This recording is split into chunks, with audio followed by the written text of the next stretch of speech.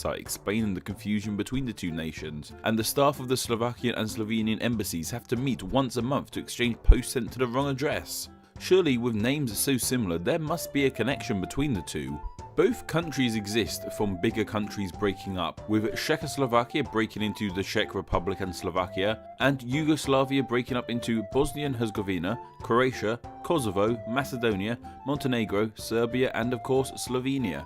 To find out how these two modern nations got their names, let's look into how these original countries of Czechoslovakia and Yugoslavia got their names, how they were formed and eventually split up to the nations they are today. The land area that once covered Czechoslovakia and now the Czech Republic and Slovakia was once part of the Austro-Hungarian Empire. The idea of a combined Czech and Slovakia started during the late 19th and earlier 20th century. Both groups of people felt they were being oppressed and wanted to gain their own national identity. The Czechs had a national movement through the 19th century, and the Slovaks were struggling to keep their national identity after a huge nationalist movement in Hungary which repressed the Slovak people. Talks between the two people really started to kick in by the 1890s, and things only got more serious during World War I as groups of Czechs and Slovaks formed the Czechoslovakian Legion. After the Great War on May 31st, 1918, plans were put ahead to unify the two states, and on the 18th of October of that same year, Tomislav Galig-Masaryk issued a declaration of Czechoslovakian independence and went on to become the first president of the newly formed nation of Czechoslovakia. Okay, so that was going a bit off topic. You guys are here to find out how names are formed, not nations. Of course, the name Czechoslovakia comes from the two groups of people who lived there,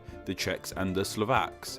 How the people got the name Czech is unfortunately unknown, but legends say it comes from their leader Cech, who brought them to the land. Slovak, which is what we're more interested in for the namesake of this video, simply comes from the shortening of the Proto-Slavic Slovenian.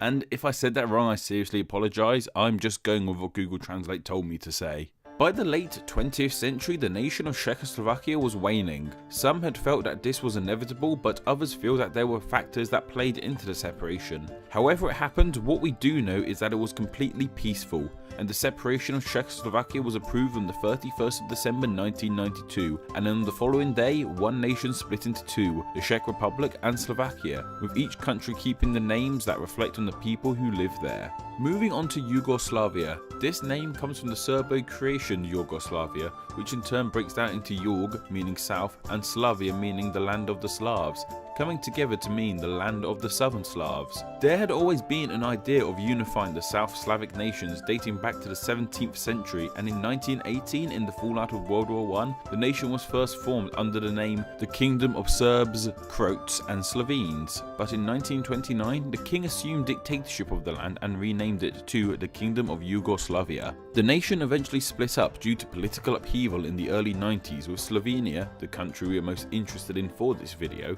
becoming an independent nation in 1991. The full story and history of Yugoslavia could be a video in itself, but perhaps done by someone who deals more with historical topics. But for now, there'll be further reading down below for those of you interested. The country of Slovenia gets its name much like the way Slovakia does, from the people who live there, the Slovenes, whose name was also self-appointed like the Slovaks, coming from the Slovene language word sľoveňák. The name Slovenia was not used prior to the 19th century and was coined for political reasons by Slovene nationalists. So why do these two nations have such similar names? I guess it comes down to a lot of the other similarities they have. Both nations were once part of larger nations, both countries are named after their people, and both people come from the same ethno-linguistic group, Slavs, with Slovenes however being South Slavic and Slovaks being West Slavic, with the Proto-Slavic language branching out enough between West and South Slavs to give us these two similar yet different names.